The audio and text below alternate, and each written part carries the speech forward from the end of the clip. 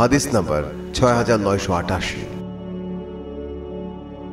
আবু কামিল ফজাইল ইবনে হুসাইন আল জাহদারি রহমতুল্লাহ আলাইহি আনাফ ইবনে কায়স থেকে বর্ণিত, তিনি বলেন, একদা আমি বের হলাম, এই লোকটিকে সাহায্য করা আমার ইচ্ছা ছিল। এ সময় আবু বকর রাদিয়াল্লাহু আনহু এর সাথে আমার সাক্ষাৎ হলো।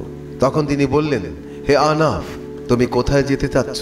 তিনি বলেন, আমি বললাম, রাসূলুল্লাহ সাল্লাল্লাহু আলাইহি সাল্লামের চাচাতো ভাই আলী রাদিয়াল্লাহু আনহু এর সাহায্য করার জন্য আমি যেতে চাচ্ছি।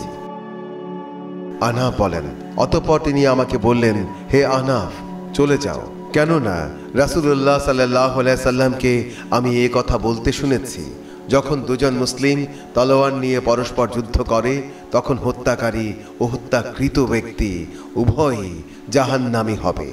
একথা শুনে আমি বললাম, অথবা বলা হলো, হে আল্লাহর রাসূল, হত্যাকারীর অবস্থা তো এই, তবে নিহত ব্যক্তির অবস্থা কি?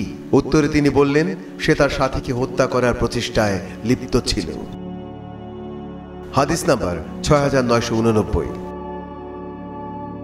আহমাদ ইবনু আবদা আযযাবি রহমতুল্লাহ আলাইহি আবু বকর রাদিয়াল্লাহু আনহু থেকে বর্ণিত, রাসূলুল্লাহ সাল্লাল্লাহু আলাইহি সাল্লাম বলেছেন, যদি দুজন মুসলিম তলোয়ার নিয়ে পরস্পর যুদ্ধে লিপ্ত হয় তবে হত্যাকারী ও নিহত উভয় ব্যক্তি জাহান্নামী হবে।